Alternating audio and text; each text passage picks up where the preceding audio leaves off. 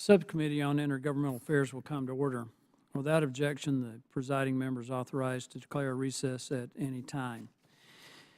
The national debt recently reached $21.3 trillion. There's a debt clock in New York that is running at an extraordinarily rapid rate. The American people pay for that debt with interest. Last year, the government paid $371 billion in net interest. Without serious reforms in just 10 years, debt held by the public will increase by more than 80%, and net interest will nearly triple. This is unsustainable and unacceptable. We need to get the nation's fiscal house in order.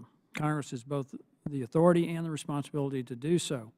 Article 1 of the Constitution vests Congress with the power of the purse.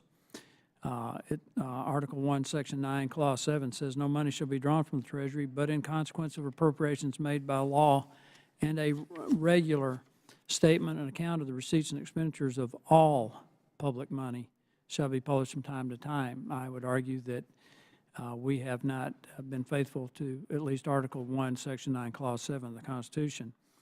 Generally, Congress exercises its fiscal authority to determine and oversee federal spending through the annual appropriations process. However, over time, more and more spending has been put on autopilot. The Government Accountability Office calls this backdoor spending. Backdoor spending is federal agency spending not subject to congressional review in the annual appropriations process. Remember what Article 1, Section 9, Clause 7 says, that there will be a regular statement account of the receipts and expenditures of all public money.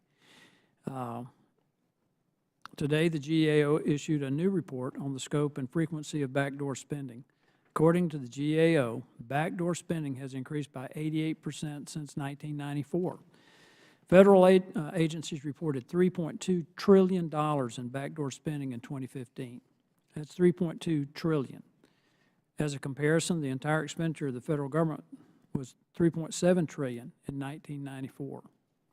The vast majority of federal spending is going out the door without any congressional oversight through the annual appropriations process. Of the $3.2 trillion on autopilot, $2.6 trillion was spent through permanent appropriations, such as entitlement programs like Medicare and interest payments on the debt. $421 billion was spent through offsetting collections, such as fines and fees and court settlements. And $178 billion was spent through contract and borrowing authorities. With the debt reaching unstable levels, out of control, unsustainable spending needs to be reined in. Congress cannot continue to shrug its shoulders and watch our nation collapse under the weight of our own reckless spending. We need to take every opportunity to identify, consider, and mandate reforms to get our fiscal house in order. It is our duty to the American people to align federal spending with public priorities, as the Constitution intends for Congress to do. This Congress, I introduced H.R. 850, the Agency Accountability Act of 2018. Under H.R. 850, fines, fees, penalties, and settlements agencies collect must be deposited in the Treasury's general fund to await an act of Congress before it can be spent. In 2015, that would have been $421 billion. Programs that currently have dedicated funding streams through fines, fees, and penalties will still operate, but would need to have the budgets appropriated by Congress. A substantial portion of backdoor spending is in the form of improper payments. Since 2003, improper payments have totaled about $1.4 trillion. For fiscal year 2017, federal entities sent out about $141 billion in improper payments. Of the $141 billion, Medicare, Medicaid, and the Earned Income Tax Credit accounted for about 74%. We're fortunate today to have with us a panel that can help us better understand backdoor spending in federal agencies and the challenges it poses to Congress. I thank the witnesses for being here today. I now recognize the ranking member of the subcommittee, Mr. Raskin, for his opening statement.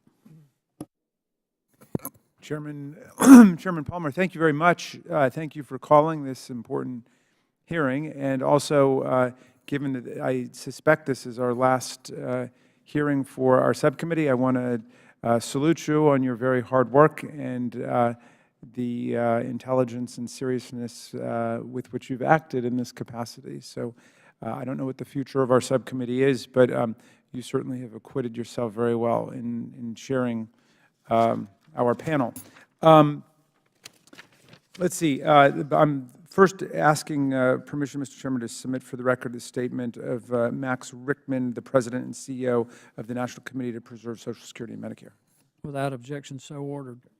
I've got to say, I wasn't familiar with the phrase backdoor spending, I was reading about it at the same time it came on the news about the U.S. Attorney for the Southern District of New York bringing or making the statements about President Trump's alleged backdoor payments to the mistresses through the campaign finance scheme they came up with. And I thought we were having a hearing on that.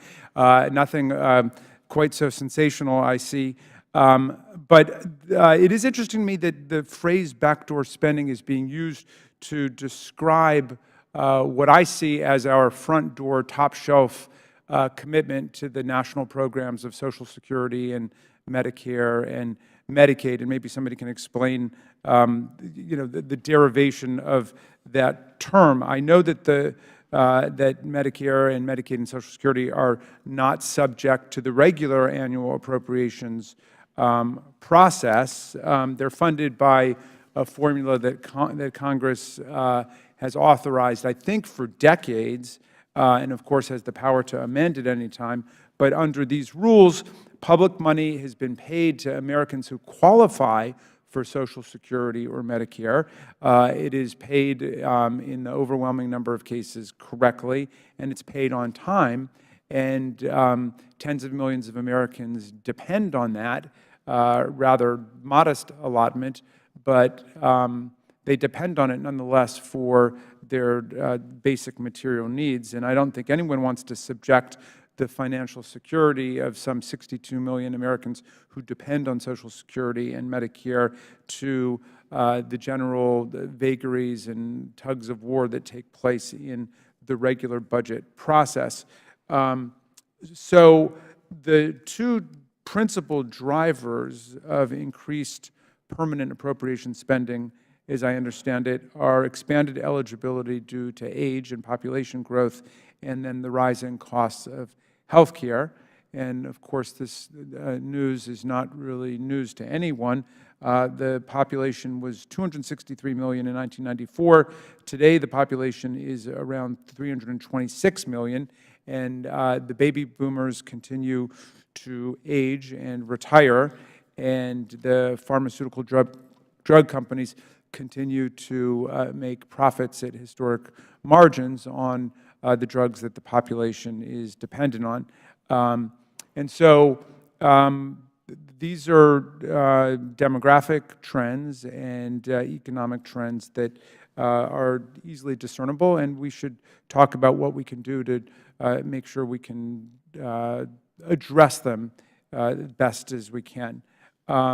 Obviously, passing irresponsible tax cuts that explode the national deficit don't improve the picture, and we did that to the tune of $1.5 trillion, and so we have to figure out how to deal with that piece of fiscal foolishness. Meantime, I think that we should pursue this conversation in a way that recognizes the essential role that Social Security and Medicare and Medicaid play for large parts of the population, and for all of us to be able to express our commitment to the dignity and the security of every citizen. So I think we have an obligation to preserve these vital programs, as well as to address the fiscal issues that are on the table today. I look forward to the testimony of the witnesses, and I yield back to you, Mr. Chairman. I thank the gentleman. I'm pleased to introduce our witnesses. Our first witness is Ms. Chris Wien. I practiced all night on your name. Director of Strategic Issues at the U.S. Government Accountability Office. Ms. Julia C. Mata, Managing Associate General Counsel, Office of the General Counsel at the U.S. Government Accountability Office. Mr. James Wallner, Senior Fellow at R Street Institute. And Mr. Robert Wiseman, President of Public Citizen. Welcome to you all. Pursuant to the committee rules, all witnesses will be sworn in before they testify. Please stand and raise your right hand. Do you solemnly swear or affirm the testimony you're about to give is the truth, the whole truth, and nothing but the truth, so help you God? The record will reflect all witnesses answered in the affirmative. Please be seated. In order to allow time for discussion, please limit your testimony to 5 minutes. Your entire written statement will be made part of the official record. As a reminder, the clock in front of you shows the remaining time during your opening statement. The light will turn yellow when you have 30 seconds left and red when your time is up. Please also remember to press the button to turn your microphone on before speaking, and for some of you, if the microphone's away from you, pull it a little bit closer. I now recognize the gentlewoman, Ms. Nguyen, for 5 minutes.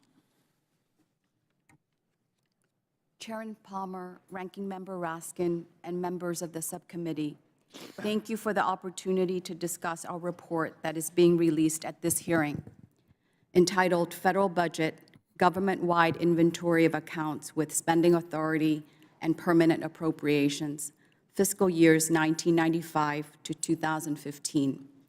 Not all federal funding is reviewed each year as part of the annual appropriations process.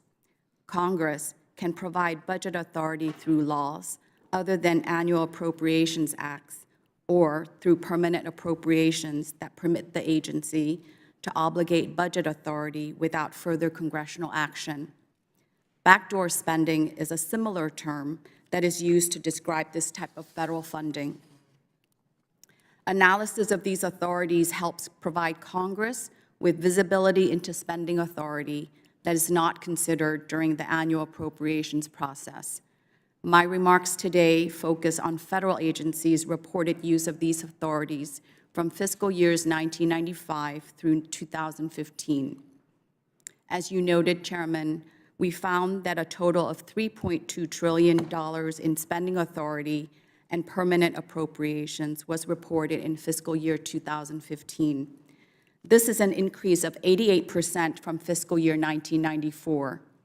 As a result of the growth of these authorities, more budget authorities is available to agencies that does not require them to await congressional action to incur obligations.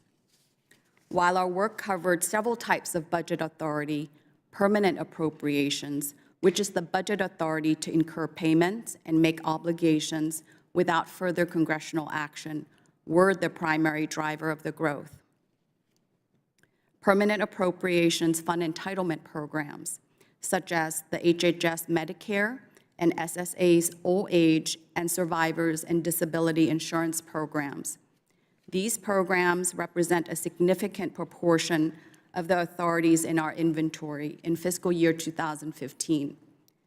In addition, these programs continued to show spending increases, largely as a result of the aging population and rising healthcare costs, and are projected to continue to increase in the future. Specifically, HHS reported the largest use of these authorities in fiscal year 2015, with about $979 billion, or about 30%. HHS' largest 3 accounts in our inventory all fund Medicare. SSA reported about $920 billion, or about 28%. SSA's largest 2 accounts in our inventory fund the Old Age and Survivors and Disability Insurance programs. In addition, Treasury reported the 3rd largest amount with about $542 billion, or 17%, the majority of which is for interest on debt held by the public or intergovernmental debt. These 3 agencies comprise 3/4 of the total government-wide authorities in fiscal year 2015. In addition to the growth in these authorities, we also found that in fiscal year 2015, 57% were exempt from sequestration, up from 37% in fiscal year 1994. Sequestration is the cancellation of budget resources, which helps to enforce spending limits and thereby control the deficit. When sequestration is in effect, agencies can continue to use these authorities without reductions and are permitted to obligate budget authority without further congressional action. Thank you for the opportunity to discuss our work related to backdoor spending. Thank you. The chair now recognizes Ms. Mata for her testimony. I will not be giving a statement. Thank you. Chair now recognizes Mr. Wallner for his testimony. Good morning, Chairman Palmer, Ranking Member Raskin, members of the subcommittee. Thank you for the opportunity to testify on the practice of backdoor spending and the challenges it presents. It is an honor to appear before you today. At the outset, I want to acknowledge that how Congress budgets technically adheres to the process outlined in the Constitution. That is, Congress must authorize by law both the collection of government revenues as well as their expenditure before agencies can spend money. Yet there are nevertheless problems with today's process.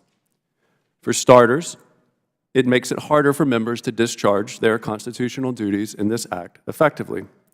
In general, its complexity obscures the real nature of today's dysfunction and inhibits efforts to fix it. And overall, the closed-door nature of budgeting makes it harder for members and the constituents they represent to evaluate budgetary decisions as they are made.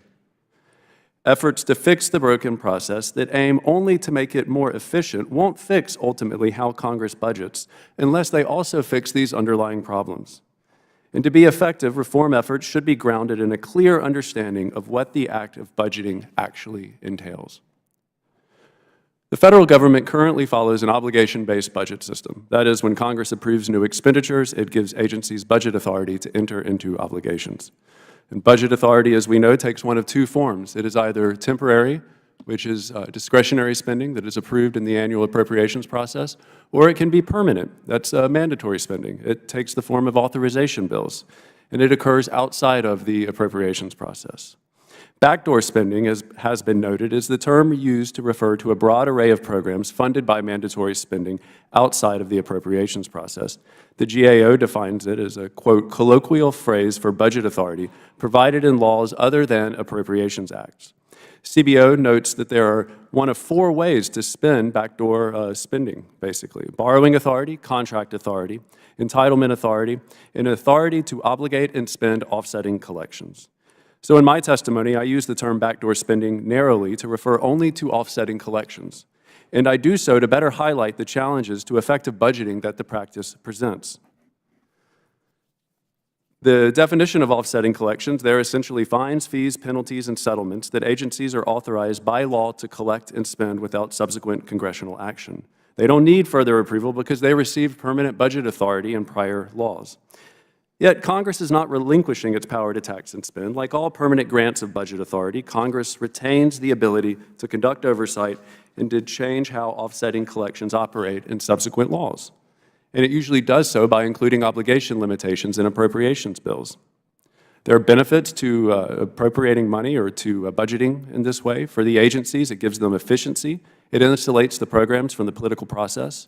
It grants flexibility in program administration, and it insulates the agencies from congressional interference that would normally arise in the normal appropriations process. There are also benefits to members of Congress.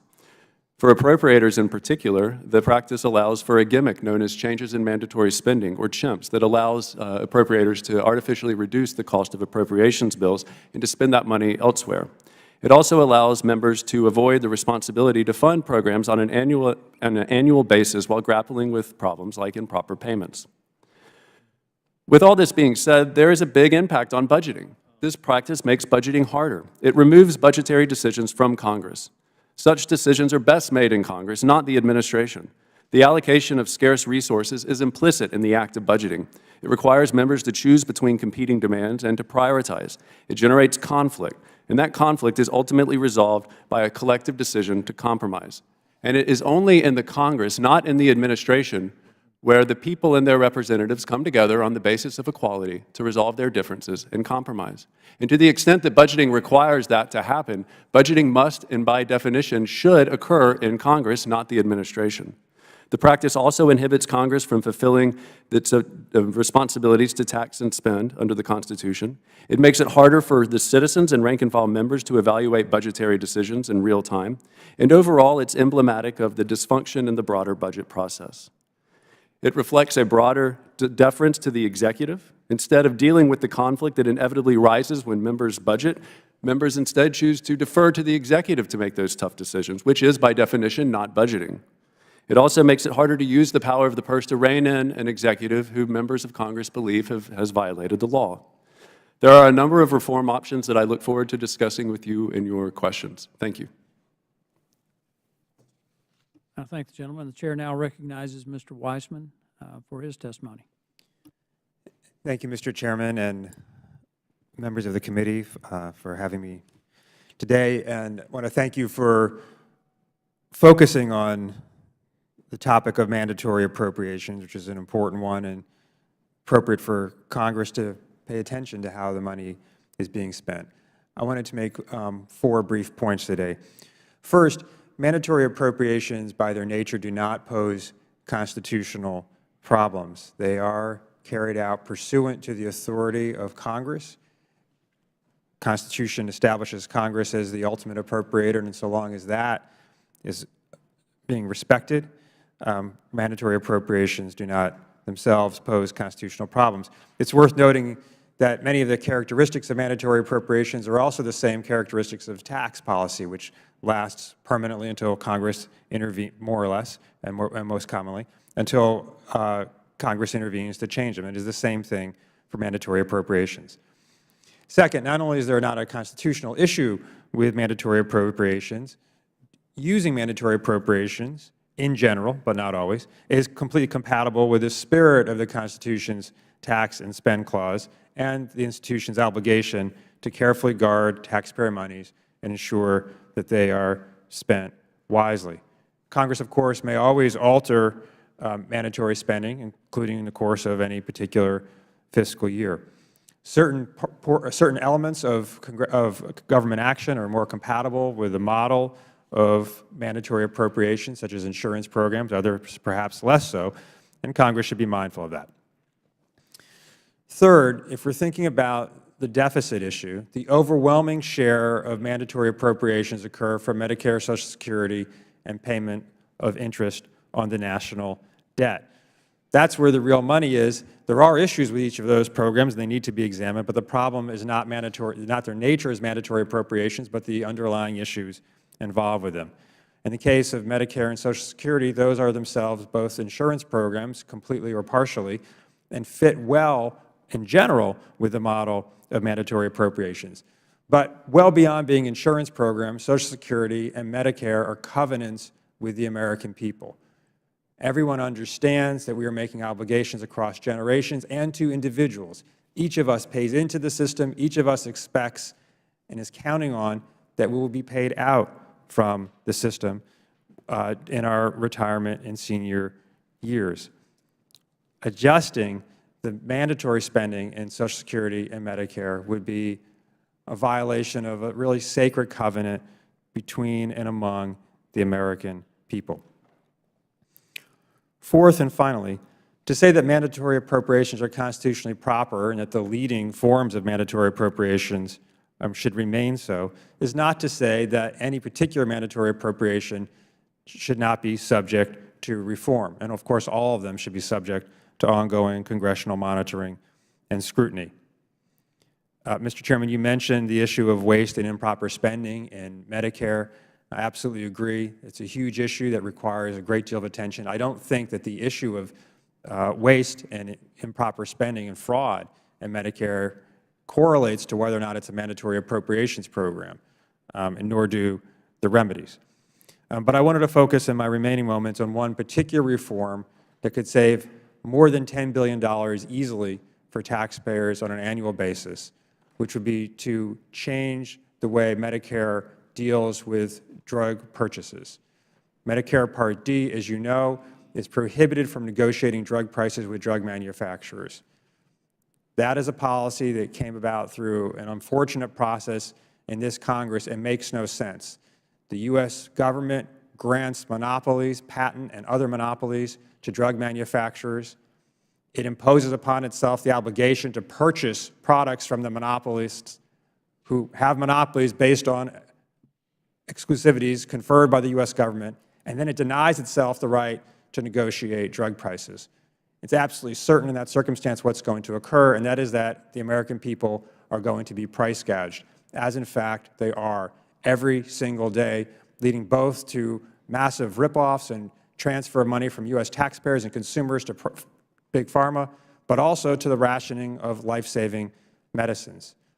We and colleagues have studied what would happen if Medicare paid not what it pays, but what the VA pays for drug pricing, because it does rely on negotiations. The answer is, in 2015, we would have saved, we, the American people, as taxpayers and consumers, $16 billion a year. This is a reform in mandatory appropriations that the Congress should get to the business of undertaking. Thank you very much. Thank the gentleman for his testimony. The chair now recognizes the gentleman from North Carolina, Mr. Walker, for 5 minutes. Thank you, Mr. Chairman. Ms. Nguyen, we hear the term offsetting collections. Can you give us a brief description? What are offsetting collections? Offsetting collections refers to collections that are made, that are allowed to be deposited into the agency accounts, and the funds are available for the agency use without further legislative action. All right. Your report finds that collections accounted for $421 billion in 2015, an increase of 126% from the fiscal year 1994 amount. Why was there such an increase, more than any other type of backdoor spending and offsetting collections over this time period? We did not assess the range of reasons for the increases. It's important to note that there were 129 accounts with this new authority. There may be a range of reasons for that. It's noteworthy that the Post Office reported the largest use in 2015 with about $74 billion in revenue. Right. From We're familiar with the numbers, just didn't know if you, so you really don't have any speculations on why they're increasing?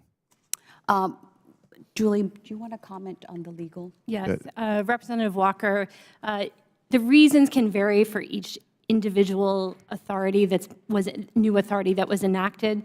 We'd be happy to, if there's any particular authority that is of interest, we can look at that one in more detail. We may follow up with some kind of questionnaire on that. Let me ask you, this is for both of you, do you expect this trend to continue? I think we would need to look into that a little bit more when we look at, we're also releasing a data set that allows us to do a deeper analysis into the various accounts. So we'll be happy to work with you to look at that. All right, so that's a lot of information that we've got to figure out a way to streamline. Let me change course. And how many agencies have offsetting collections authority? We have a total of 902 accounts in total, 538 of which are offsetting collections. Okay, and I think you said of those, the Post Office might be the largest. Is that what you said in just the previous comments? Okay. Are we always aware of where these collections are later being spent by the agency? Do we have good records for that? The spending depends on the statutory authority that's given to the agency. For example, offsetting collections allow the agencies to spend the funds that are deposited into their account. However, with offsetting receipts, agencies require appropriations for Congress to do so. I know you're sitting on that side of the dais, but I would ask you, how could Congress rein in agency authority to use offsetting collections? Have you any thoughts on that? We did not. Our report does not provide recommendations. We provide a descriptive analysis of these authorities. Okay. All right. Mr. Wallner, I'd like to ask you, GAO's report found that we're spending $2.6 trillion via permanent appropriations. Which agencies can spend without going through congressional review? And from your perspective, why is that so problematic? Two-part question there. Well, my understanding is it's virtually every part of the federal government has some form of this authority, right? And I think there are two issues for why it's problematic. I think one is information that you all have as the representatives of the people as to what the government, their government, is doing. That's the first problem. And I think that the GAO report, I think, speaks to that. But as you've illustrated, we still lack a lot of information as to the granularity of the problem and the spending. But then the second problem, which I think doesn't often receive a lot of attention, is your ability to act on that information. And it is true that offsetting collections are able to be controlled by Congress in subsequent law. But ultimately, you have to act on it. And today, whenever there are obligation limitations in appropriations bills, they're often used as gimmicks, as far as I can tell. And what happens is if you have a legitimate concern and you want to offer an amendment or to include in a bill an obligation limitation, in my experience, what ultimately happens is that you're charged with shutting down the government. And your colleagues will oppose your efforts, not on the substance of your offsetting your obligation limitation, but on the fact that you trying to get a vote on that would shut down the government, and that limits your ability to act. Thank you. Last question here, going back to Ms. Nguyen. Your report found that Health and Human Services, the Social Security Administration, and Treasury used the most permanent appropriations. What are the main examples of permanent appropriations within these agencies? And with that, I'll yield back.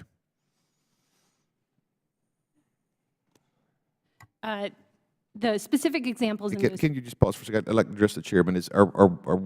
My question is to Ms. Nguyen, I don't have a problem with Ms. Mata answering if that's something that's appropriate here. Is that okay? If we're okay with that, I have no issue with it. Okay, carry on, Ms. Mount. All right. Sure. I am the attorney on the job, so I'm helping Ms. Nguyen with the legal questions. The two main programs in those accounts with HHS, it's going to be Medicare under HHS, and for Social Security Administration, it'll be the old age and disability programs. Thank you, Chairman. I thank the gentleman. The chair now recognizes the ranking member, Mr. Raskin, for his questions. Thank you, Mr. Chair.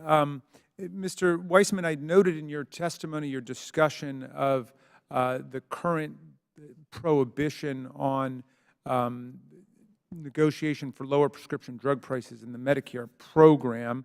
Medicare Part D provides prescription drug coverage to more than 40 million Americans and is allocating over $137 billion a year on prescription drugs for serious medical conditions like diabetes and heart conditions and multiple sclerosis and cystic fibrosis and so on. In the VA program, we can negotiate for lower drug prices. In the Medicaid program, as you observe, we can negotiate for lower drug prices. Why can the government not negotiate for lower drug prices in the Medicare program?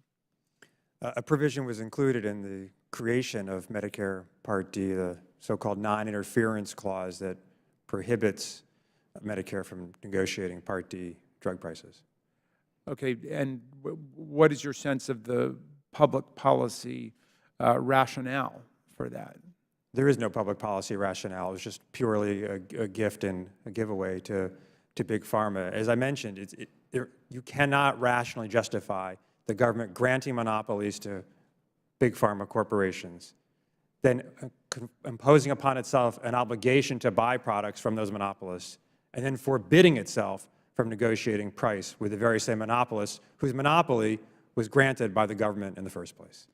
So what's the fiscal impact of this restriction on the ability of the government to pursue a market principle and to negotiate for lower drug prices? Well, we massively overpay, and that's the we who overpay is both the government and individual seniors, as well as seniors who go without medicines because they can't afford them. We were able to compare the prices paid by Medicare Part D in 2015 with the prices paid by the VA in 2015 and found if Medicare had been able to get the lower prices of the VA, it would have saved $16 billion a year. That is for sure a low estimate of what could be now saved by Medicare if we're able to engage in negotiations. In other words, you compared what was spent by the Medicare Part D program on the exact same drugs that were spent by the VA and found that had we been able to charge the same amount or only the same amount in the Medicare Part D program as was charged to the VA, there would be a $16 billion savings to the American people? Yeah, that's exactly right. And it's 2015, so the number would be bigger now because we spend more on drugs now than we did then. And there's every reason to expect that Medicare can negotiate prices lower than the VA. Medicare Part D represents 7% of the global market for pharmaceuticals, 7% of the entire world market for pharmaceuticals, and we just pay the monopolist price. We take it. Well, and what do you think are the prospects for our changing that? President Trump has said he favors giving the government the power to negotiate for lower prescription drug prices, right? President Trump has said that. His Secretary of Health and Human Services has a different point of view. Okay. Thank you, Mr. Chair. I'll yield back. Gentleman yields. The chair now recognizes Mr. Grothman, the gentleman from Wisconsin, for 5 minutes. Yeah, theoretically, and this is for Ms., I'm not sure how to pronounce your name again. I've heard it a couple times. When? All federal spending should be authorized. Did the GAO confirm that all these all this backdoor spending was authorized? Yes, our process of confirming the statutory authority required us to work with agencies to identify both the amount and statutory references. And when possible, we verified this information against the President's budget. How many spending authorities did Congress create, say, over the last 20 years? Do you know about? As I mentioned earlier, we have a total of 902 accounts.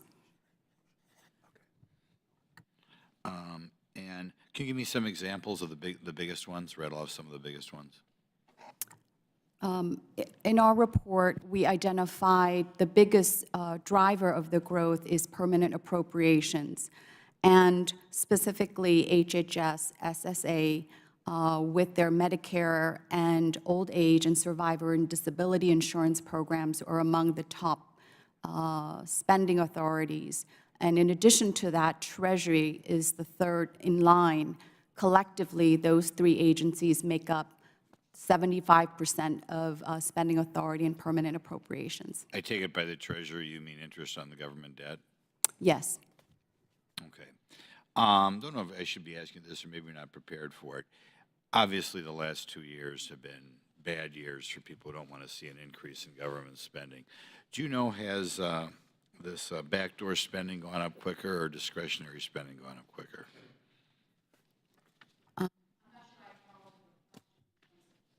Okay, I guess what I'm saying is, well, first of all, I'll ask you this. How much has discretionary, or what we're going to refer to here is, how much has backdoor spending gone up per year the last couple of years? As I mentioned earlier, backdoor spending is a general term that's referring to appropriations that occur outside of the annual appropriations process. Correct. And our definition of spending authority is the authority that is made available outside of the annual appropriations process. Right, right. How much has that gone up per year the last? The increase collectively is 88% from 1994. Right, but the last couple of years? How much has it gone up year For over that level of information, I would need to get back to you on that. Okay. I'll tell you what I'd like you to do. I'd like to find out, for the last couple of years, both the increase in what I guess we could call mandatory spending or backdoor spending, and the increase of appropriations, and see for the last 2 years what overall has happened. You've said Congress amended some backdoor spending authorities. Can you give me some examples of spending authorities that Congress has expanded in the last few years? Julie, do you want to? One good example, Representative Grothman, would be the National Flood Insurance Fund. They reported an increase of about 878 million in offsetting collections in 2012 after legislation increased the annual limitation on premium increases for certain insurance premiums. Okay. You said GAO confirmed that the programs are authorized. Have any authorizations ever lapsed? Yes, during that period of time, some authorizations did lapse. The other point that I want to let you know is that out of the approximately 1,000 authorities, we were unable to confirm about 28 authorities with individual agencies. As our report is issuing publicly today, we are planning to refer those particular accounts to the appropriate authorizing and appropriations committees in case they wish to exercise further oversight. We attempted to confirm those with the agencies on our own and working with them. We were unable to identify whether it was an improper use of an authority or whether the data in that particular account coming from the OMB database that we used perhaps had an error in it. But we were unable in those particular accounts to confirm the authority. So the vast majority we did, but there was a small part that we did not. Okay, I see my time is up, so I will send things back to our chairman. I thank the gentleman. Before I recognize the gentleman from Pennsylvania, Mr. Raskin had to move over to a judiciary hearing meeting, and I told him that I was going to say some very nice things about him, and now he's leaving. But I'll say about him in absentia. He has been a very good colleague, a very intelligent guy, and I think does a really good job. And I hope the new majority sees fit to allow this committee to continue to operate and for him to be ranking member. No disrespect at all to the gentleman from Pennsylvania, Mr. Cartwright, who would be very able as the ranking member as well. And with that, I now recognize Mr. Cartwright for his questions for 5 minutes. Mr. Chairman, thank you, and thank you for the kind words about Mr. Raskin. I'll be sure and pass them on if he doesn't hear them otherwise. Well, I came here looking at the title of this hearing, Examining Backdoor Spending, and I thought, wow, that sounds terrible. We can't have backdoor spending in the United States. And then what I found out was that's being used interchangeably with mandatory spending. And what people need to realize is that when we talk about mandatory spending, we're talking about Social Security and Medicare, aren't we, Mr. Weissman? Let the record reflect Mr. Weissman is nodding in the affirmative. We're talking about Medicare and Social Security, and calling that backdoor spending is probably a mistake because of all the great Americans that depend on these programs. What we're talking about when we say mandatory spending is a legally authorized expenditure that Congress has debated, amended, and approved in the open through the committee procedure and floor action and signed by the President. Now, do any of our witnesses disagree with that statement? They're all saying no, Mr. Chairman. And let me ask you this. Does anybody here think mandatory appropriations like Social Security or Medicare are unconstitutional? Again, let the record reflect all of our witnesses are shaking their heads in the negative. Yet here we are. Here we are having hearing about backdoor spending, which is used interchangeably with mandatory spending, as if there's something wrong, something improper going on here.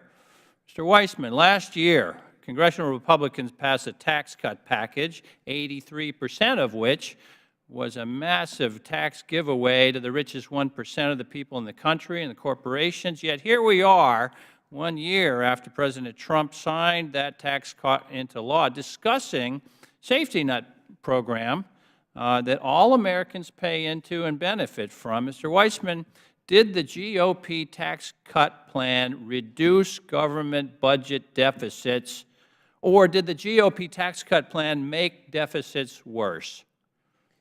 It made them worse. It also actually increased mandatory spending because the increase in the debt will mean more interest payments, and that will actually raise the mandatory spending that's the subject of today's hearing. Sure. So if you don't like mandatory spending and you're prone to call it something pejorative like backdoor spending, that tax cut made it worse, didn't it? That's correct. In fact, the Republican tax cuts added $1.5 trillion to budget deficits over the next 10 years, didn't they, Mr. Weissman? That's correct. Now, the fiscal year 2019 House Republican budget resolution sought to cut Medicare, Medicaid, Social Security, and the ACA by $2 trillion. Am I correct in that? I believe that's right. And if Republicans had had their way, reductions to safety net programs that protect vulnerable Americans would directly fund those tax cuts, 18% of which benefit only the top 1%. Mr. Weissman, what consequences would beneficiaries of the safety net programs that I've mentioned face with multi-trillion-dollar cuts in funding? Well, it would be absolutely devastating, as you well know. About half of all Social Security beneficiaries rely on Social Security payments for at least half of their annual income. About 1 in 5, just for about 1 in 5, Social Security represents 90% or more of their income. And of course, when it comes to Medicare, most retirees have no possible way of affording their health care if they're not fully insured by Medicare. So if you like Social Security and Medicare, that means you like mandatory spending. Is that a fair statement? At least one colleague on the panel might disagree, but I would say that's a fair statement, yes. Here's the point. People count on these programs. Mandatory spending is constitutional, it is legal, it is properly authorized by Congress, and there's nothing wrong with it. American taxpayers have a right to the government program benefits that they have paid into their entire lives. I implore my colleagues across the aisle to get real about protecting our citizens and ensuring they have the vital services and programs that they need to survive. Mr. Chairman, I yield back. Thank the gentleman. I will now recognize myself for questions, and I'd like to point out that the issue, this whole issue of backdoor spending is the nomenclature from the general, the GAO. It's not a Republican issue. It is an issue of the American people. And in that regard, do you think there's a problem with doing oversight on all federal programs, Mr. Wiseman? No, sir. As I mentioned in my Well, testimony repeatedly, absolutely, it's an affirmatively good thing you're doing it. Well, if there's not a problem with it, then what's the big deal about having a hearing on backdoor spending and whatever you want to call it? It's not appropriations because, in all due respect to the gentleman from Pennsylvania's point, it is authorized, but it's authorized by past Congresses. They basically put it on autopilot, took away the, and we, and I say we collectively, Democrat and Republican in Congress, have been perfectly content to sit back and let it continue on autopilot and not exercise the oversight authority that we're supposed to exercise. This is not about cutting spending. It's about making a better use of the money that we have. You brought up the Medicare Part D, although this hearing's not about that, but I will point out that last year we had $1.3 billion in improper payments. That's $1.3 billion didn't get to the people who needed it for drug coverage. I would like to introduce this into the record, and since I'm the chairman, without objection, I'm the only one here, so ordered. We'll have some others like that. Do you agree that we ought to be responsible stewards for the tax dollars of the American people, Mr. Wiseman? I agree with that in general. I agree with Well, the value that's of good. oversight of these things, and I agree with the importance of focusing on waste and fraud and Medicare. That puts you in complete agreement with President Obama. Among the promises that President Obama made when he campaigned for office was more accountability in government. You can't have accountability without an appropriations process. When you put it on autopilot, you're basically not paying attention. I mean, it's not like a driverless car. I mean, you have to exercise oversight. So on July 22nd, 2010, President Obama signed a bill, the Improper Payments Elimination Recovery Act. It was all about reducing the amount of waste and fraud and improper payments. In my opening testimony, I pointed out that 74% of the $141 billion in improper payments was Medicare, Medicaid, and the Earned Income Tax Credit. Of that, $72.9 billion was just Medicare and Medicaid. For the life of me, I can't understand why my colleagues cannot put the politics aside, why some of the people who have testified before this committee can't put the politics aside and work with some of us who seriously want to resolve the issue. That's $72.9 billion that didn't get to the proper places. Some of it's fraud, some of it's waste, administrative error. This is something I've worked on for practically the entire time I've been in Congress, working with the GAO. No political agenda, just trying to get our fiscal house in order. And I can tell you right now, if we continue on autopilot, we're going to go in the ditch. It's going to be a catastrophe for the country. So when we talk about backdoor spending or whatever you want to call it, What we're really talking about is exercising fiscal oversight so that we can get a handle on this. Not about reducing anybody's payment. It's making proper use. It's exercising the constitutional authority that we have, that we've, I think, abdicated to a previous Congress. And it's easy to sit here and say, well, that this is all legal, but one Congress can't bind another. One Congress should not even attempt to bind another, and no Congress should concede its authority to a previous Congress, which is basically what we've done. I just want to point out, and I want to introduce the President's press release on the Improper Payments Elimination Recovery Act into the record without objection, so ordered. This has to be one of the highest priorities that we have. You got to start somewhere. I mean, $141 billion a year in 10 years, that's $1.4 trillion. When we get into some of the other issues that we're talking about here, the $421 billion in fines and fees and other things, Mr. Wallner, you were asked earlier what your recommendations would be on that. I would suggest that the bill that I introduced, the Agency Accountability Act, would go a long way in addressing that issue, because it would require that all of these funds, all non-appropriated revenues, go to the Treasury, identified with the agency where they originated, subject to being appropriated by Congress. There's not one word in the entire bill that would even give any indication whatsoever that we would deny these funds from an agency. They just need to be constitutionally appropriated, and constitutional oversight needs to be exercised. What are your comments on that? I think your legislation is a great first place to start. In fact, it's the only piece of legislation that I've seen that would really try to jump in and tackle this problem. And it would, in essence, force your colleagues to budget. It would force them to prioritize funding. My understanding is that Social Security and Medicare or Medicaid are broadly supported programs, and they're not impacted by your legislation right now.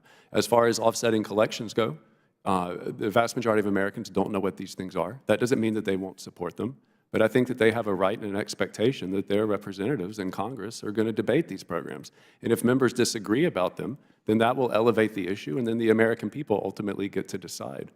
But putting it on autopilot, as you say, removes that decision from them, and it removes it from you. And I think your legislation would go a long way towards correcting that practice. Ms. Nguyen, and Ms. Mott, I want to thank the GAO for the excellent work that they've done on this. You don't need to comment on this, but my perception of this is that the GAO is doing this in the context of helping us achieve some fiscal stability and some fiscal accountability. There's no politics involved. I don't think anyone came up with the name backdoor spending. I think that predates anyone in this room. That term has been around for a long time. I think it was first used maybe in 1994, 1995, somewhere. So this is not a new creation. But Ms. Nguyen, your report notes that 57% of the backdoor spending is not subject to sequester. That's up from 37% in 1994. I'm concerned about the $2.6 trillion of the permanent appropriations. What does it mean for permanent appropriations to be sequestrable? I will defer the question on sequestration to my general counsel. Thank you. Yes, Chairman Palmer. So if an account is not subject to sequestration, basically the Balanced Budget Emergency Deficit Control Act of 1985, BBEDCA, as has been amended in particular by the Budget Control Act of 2011 and other laws, sets out a process for the executive branch to order a reduction or cancellation in budgetary resources to achieve some deficit reduction targets. So that act looks through the lens of discretionary and mandatory spending and directs OMB and the President to order those sequestrations in those two buckets of types of accounts. So on the mandatory side, when we're talking about those being exempt from sequestration or otherwise limited in the amount that can be sequestered, it really is talking about what percentage or what amount an agency can no longer execute on that account that would then help towards deficit reduction. Well, and again, When we're talking about this, most people, they hear the word sequester, they get really nervous, but we're not talking about cuts. We're trying to look at the overall problem with not appropriating and not exercising oversight. Would that be accurate? Yeah, so a sequester technically is a reduction in the amount that the agency would have available to spend. And again, the articulated goal in the legislation is to achieve certain deficit reduction targets for Congress. Okay. Mr. Wallner, you've done a good bit of work on the deficit and debt reduction. I want to go back to some of these issues that we're trying to deal with. Again, I've made this comment several times, that the real problem with dealing with the deficit is the failure to do appropriations. Without trying to give my colleagues in the House too much credit, but we've done our appropriations, but when they go to the Senate, they die. And we wind up passing continuing resolutions or omnis. Would you agree that it makes it virtually impossible to exercise fiscal oversight as long as we don't do appropriations? I do. Any suggestions Well, other than do our job, do what the Constitution calls on us to do? and I would like the record to reflect that I think you and your colleagues in the House have done an excellent job with regard to passing appropriations bills in recent years, and the Senate has not. And I think a large part of that is this unwillingness to budget, an unwillingness to deal with the conflict that arises in the process and the act of budgeting. Your legislation is a great first step. I think there are other ways to deal with this. That fall short of that. Mandatory spending doesn't have to be on autopilot. There's lots of mandatory programs that are reauthorized periodically over several years, right? Farm bill, highway bill, those things. And so you could take offsetting collection authorities and treat them the same way. You could create, specifically with regard to the Senate, special points of order in the budget process to give individual members an ability to kind of force their way into the conversation, to give them leverage to negotiate with their colleagues over obligation limitations, rather than being told now, don't even think about doing that. There may be problems, there may be fraud, there may be waste, but don't think about doing that because there'll be a government shutdown, and we can't even bother with that. But if you give them the ability to make a point of order against any appropriation bill that would fund an agency that receives offsetting collections, then that would give them a lot of leverage to kind of force their way into the conversation. So there's lots of ways to think creatively about this, and I think, again, your legislation is a good first place to start, but there needs to be a general decision that your colleagues make, that this is the place where they budget, not the administration, not some bureaucracy somewhere that the people can't interact with and deal with on a regular basis. This is the place where they hold their government accountable. And if budgeting doesn't happen here, then budgeting isn't happening in a way that can be held accountable. Well, with all due respect, and I'd say it if my colleagues were here, I think there's a certain amount of hypocrisy that we're witnessing here. And that's one of the reasons why I think they try to make the issue about cutting Social Security. Nobody's talking about cutting Social Security, about cutting Medicaid or Medicare. Nobody's talking about that. We're talking about trying to get control of our fiscal future that is going to impact everybody in this room, particularly the younger people. And I think an example of that is we had a select committee on reforming the budget. We're talking about some serious reforms going to two-year budgets.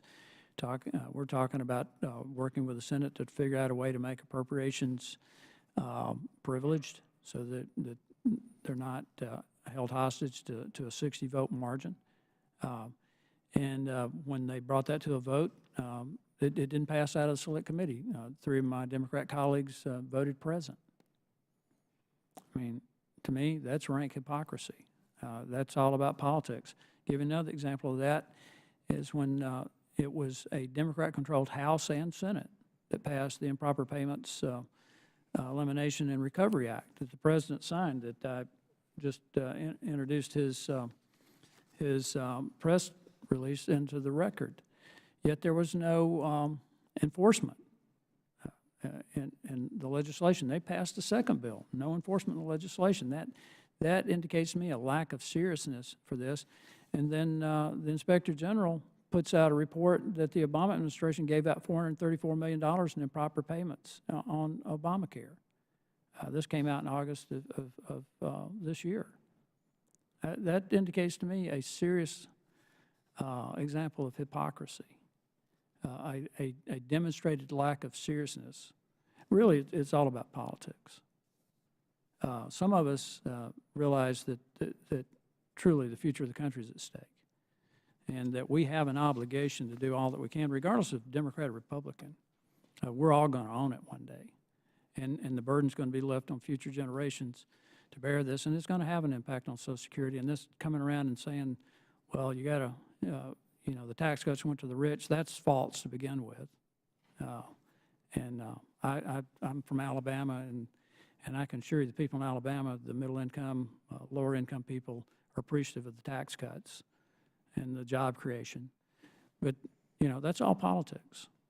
I hope that at some point in the very near future that this Congress is going to take seriously its constitutional responsibility to do appropriations and to do oversight. And until we do, we're not going to solve this problem. And that window for getting it solved, despite all of the great work being done by the GAO and other organizations, Mr. Nguyen, Ms. Mata, will bear no fruit until we get serious about it. I thank our witnesses again for appearing before us today.